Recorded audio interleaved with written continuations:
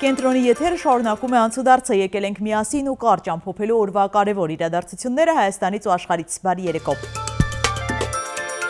Թուրքիան պատրաստ է կարգավորել հարաբերությունները Հայաստանի հետ, երբ Երևանն ու Բաքուն ստորագրեն խաղաղության վերջնական պայմանագիրը։ Թուրքիայի արտգործնախարար Հական Ֆիդանն է հայտարարել, որ Վաշինգտոնյան նախաձեռնությունը չի ներառել երկու հարց, այսպես կոչված Զանգեզուրի միջանցքի եւ Հայաստանի սահմանադրության փոփոխության հարցը։ Դրան կարգավորելուց եւ վերջնական համաձայնագիրը կնքելուց հետո ըստ Ֆիդանի Թուրքիան նույնպես իր սահմանը կբացի Հայաստանի առջև։ Նիկոլ Փաշինյանն այս շաբաթ էլ պատարագի է մասնակցելու, նոյեմբերի 23-ին լինելու է Արարատ գյուղի Սուրբ Հակոբ եկեղեցում եւ մասնակցելու է Տեր Երվանդ Քահանա Բաբայանի ձեռամբ մատուցվող Սուրբ եւ անմահ պատարագին։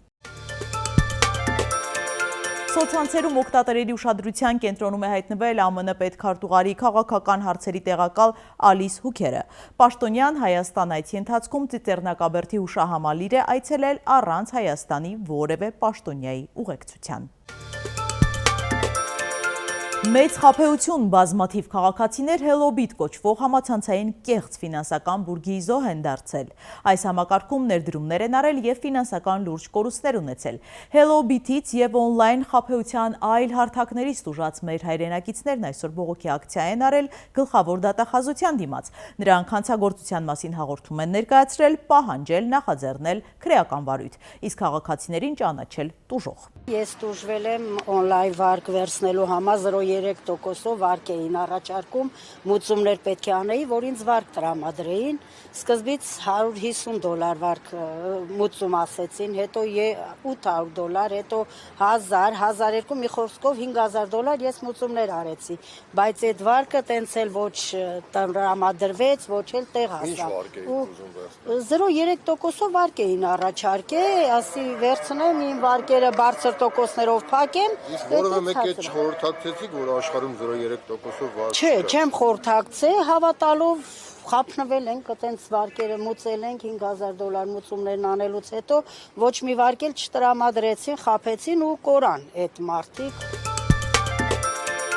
Արտակարգ դեպք Լոռիում մորը պարբերաբար վիրավորելու ու ծեծելու համար անչափահաս որդին դանակի հարվածնելով փորձել է սպանել հորը։ Հորը հաջողվել է խլել դանակը որդու ձեռքից, անչափահասի հանդեպ հարուցվել է հանրային քրեական հետապնդում, որպես խափանման միջոց կիրառվել է տնային կալանքը, նա հորից չի առանձնացվել։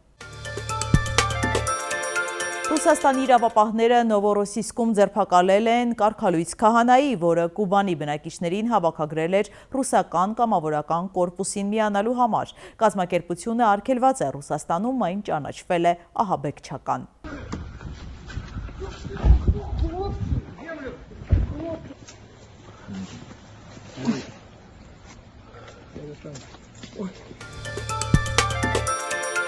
Առաջարկում եմ միասին թերթել մամուլի էջերը։ Ժողովուրդը գրում է. 3 ԿՊ վարչության փակնիստին Նիկոլ Փաշինյանը բարձր տրամադրությամբ է եկել։ Նախ նա ՏԿ նախարար Դավիթ Խուդատյանին է շնորհակալություն հայտնել վաղաշաբաթի ընտրությունների հաղթանակի համար։ Այնուհետև ԿՊ-ի 20 հոգանոց վարչության անդամների ներկայությամբ գովաբանել ու ծափերով դիմավորել է Արգիշտի Մեխակյանին։ Ըստ մեր աղբյուրների Փաշինյանը անձամբ է ասել, որ Մեխակյանին վարչության նիստին հրավիրեն, որպեսզի շնորհավորեն եւ մեծարեն էջմիածնում հաղթանակի հասնելու համար։ Մեխակյանն ու Արմավիրի մարզպետ Վահրամ Խաչատրյանը վարչության անդամների մոտ գովասանքի խոսքեր են լսել Փաշինյանից։ Փաշինյանը ԿՊ վարչությանն ակնհայտ ցույց է տվել, որ այս նվաճումը նախարարի, մարզպետի եւ Մեխակյանի հաղթանակն է, ավելին նշել է, որ նրանք լույս բացեցին ԿՊ-ի համար առաջիկա 2026 թվականի խորհրդարանական ընտրություններում հաղթանակի հույս ունենալու համար։ Իդեպ Նիկոլ Փաշինյանը որոշել է, որ ԿՊ վարչության փոխնախագահները կրկին լինելու են էկոնոմիկայի նախարար Գևորգ Պապոյանը եւ ազգային ժողովի ԿՊ խմբակցության падգամավոր Վահագն Ալեքսանյանը։ Հրապարակը գրում է, իրավապահները հայտարարում են, որ Վալոդիա Գրիգորյանի սպանությունը վենդետա է, Փետրվարյան արյունոդեպքերի շարունակությունը, սակայն նրա հարազատներն ու թիմակիցները համաձայն չեն եւ գոհ չեն նախաքննության ընթացքից։ Հիշեցնենք, որ կալանավորված են Մերձևանի բնակիչներ Նարեկ Օհանյանն ու Գևորգ Հարությունյանը։ Օհանյանին մեղադրանքի առաջադրվել սպանությանն օժանդակելու, իսկ Հարությունյանին սպանության փորձի եւ զենքի ապօրինի շրջանառության հոդվածներով։ Մինչդեռ Գրիգորյանի մտերիմները կասկածում են, որ այս սպանության գլխին կանգնած է Մերձևանի նախկին համայնքապետ ԹՊԱ-ական Մհեր Ախտոյանը, որը դեպքից օրեր առաջ լքել է Հայաստանը։ Հանգուցյալ համայնքապետի ընտանիքի մտերիմներից մեկը մեզ պատմեց, որ սպանության մեջ մեղադրվող Գևորգ Հարությունյանը տևական ժամանակ հետևել է զոհին հասկանալու թե նա ուր է գնում, ինչ է անում, մի քանի անգամ փորձ է արել, սակայն չի հաջողել։ Մի քանի անգամ գնացել է Վալոդիայի հետևից, սակայն չի կարողացել սպանել, ասաց մեր զրուցակիցը։ Իրավապահները բնականաբար հրաժարվում են նախաքննության մանրամասներ հաղորդել։ Նույն աղբյուրը գրում է, մոտ 3 տարի առաջ Կառավարության եւ Կենտրոնական բանկի համատեղ աշխատանքի արդյունքում հիմնադրվեց Հայաստանի տեղեկատվական համակարգերի գործակալություն հիմնադրամը, որի ղեկավար նշանակվեց ԿԲ նախագահի նախկին տեղակալ, նախկին իշխանությունների կարկառուն ներկայացուցիչ եւ էկոնոմիկայի նախկին նախարար Ներսես Երիցյանը։ Գործակալության նպատակն է նպաստել էլեկտրոնային թվային հասարակության ձևավորմանը, էլեկտրոնային տնտեսության խթանմանը եւ հասարակության թվային փոխակերպմանը, այլ կերպ ասած տարբեր ոլորտների ինֆորմացիայի թվայինացմանը։ Հիմնադրամի աշխատակիցներից մեկը մեզ պատմեց, որ Ներսես Երիցյանն իր հախուռն խանդվածքի պատճառով հիմնադրամի աշխատանքը Սոդոմ Գոմորի է վերածել, խճճել։ Եվ պատճառն իր կասկածամտությունն է, նա իր ենթականերին 3 ամսից ավելի թույլ չի տալիս նույն պաշտոնում աշխատել, ինչի պատճառով էլ համակարգն անվերջանալի ցնցումների մեջ է ընկնում։ Մինչև հին աշխատողներին փոխարինողները հունի մեջ են ընկնում, ժամանակ է անցնում, բայց Երիցյանը սրանց էլ է ազատում պաշտոնից։ Թե ինչու հստակ բարձաբանում չի տալիս, փոխարենը համեմատականներ է անում համաշխարհային մեծության մասնագետների հետ եւ պահանջում, որ իր աշխատողներն էլ նման մոտեցում ցուցաբերեն։ Այս ամենի արդյունքում մեծ գումարներ են ստանում Կենտրոնական բանկից, սակայն համապատասխան ծավալի աշխատանք հաստատապես չեն անում։ Հրապարակում կարդում ենք. պետական գերատեսչություններից տեղեկություններ ստացանք, որ կառավարությունից հրահանգել են անցնել նախընտրական ռեժիմի, այսինքն փափուկ մարտավարություն կիրառել քաղաքացիների նկատմամբ, կլինի հարկային քաղաքականության ոլորտում, տույժ տուգանքների վճարման եւ այլ վարչարարությունների գծով։ ՆԳՆ մեր աղբյուրներից էլ տեղեկացանք, որ պարեկներին էլ է ասվել, որ հնարավորինս ներողամիտ լինեն վարորդների խախտումների նկատմամբ եւ տուգանեն խիստ անհրաժեշտության եւ ակնառու դեպքերում, որպեսզի ընտրությունների նախաշեմին սոցիալական դժգոհությունները չաճեն, քանի որ քաղաքացիներից շատերն իրենց կարող են ներել Արցախի հանձնումը, բայց մեծ տուգանքների պատճառով կարող են դառնալ իրենց թշնամին։ Այսօր նաև Ալեն Սիմոնյանն է հետևել մամուլին եւ որոշ արձանագրումներ արել։ Արագ մի բան ասեմ, մամուլին եմ հետևում, վաղաշաբաթ համայնքում կայացած ընտրությունների ժամանակ ամենամեծ խախտումը, որը որ արձանագրվել է, դա Թեկնածու Արգիշտի Մեխակյանի կողմից փողոց անթույլատրելի տեղում անցնելն է։ Բացում եմ այսօր համացանցը եւ լրատվականներից մեկը գրում է, որ Պաշտպանության նախարար Սուրեն Պապիկյանը թանկարժեք ժամացույց է նվեր ստացել, բացում եմ տեսնեմ թե ինչ թանկարժեք նվեր է ստացել, բարձում է Պապիկյանը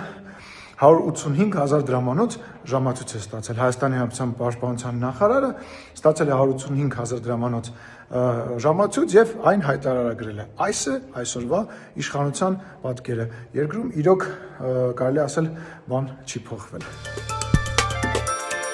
Ճապոնիայի Օիտա քաղաքում խոշոր հրդեհ է բռնկվել։ 170 տուն է այրվել, մեկ մարդ համարվում է անհետ կորած, անվտանգության նկատառումներով ավելի քան 170 մարդ տարհանվել է։ Հնդիկ 35-ամյա տղամարդն ավտովթարի հետևանքով կորցրել է 18 հարազատի։ Ուխտավորների տեղափոխող ավտոբուսը բախվել է ավտոցիստերնի, մահացել է 45 մարդ։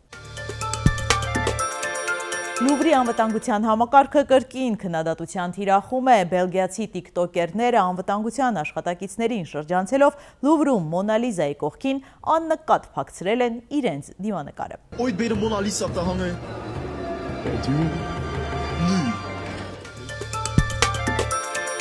Գուստավ Կլիմտի Էլիզաբեթ Լեդերերի դիմանկար կտավը Սոթբայսում վաճառվել է տպավորիչ 236 միլիոն դոլարով, դառնալով աճուրդի տան պատմության մեջ ամենաթանկ լոտը։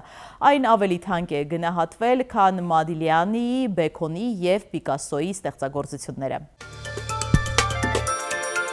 Եվ եղանակ տեղումներ չեն սպասվում, ջերմաստիճանը էապես չի փոխվի։ Սիրելի հետևորդներ, եկեք կատարենք մի քանի պարզ քայլ մեր YouTube-յան ալիքը զարգացնելու համար։ Ձեզանից մի քանի վայրկյան է պահանջվելու, հավանում եք այս հաղորդաշարը եւ բաժանորդագրվում։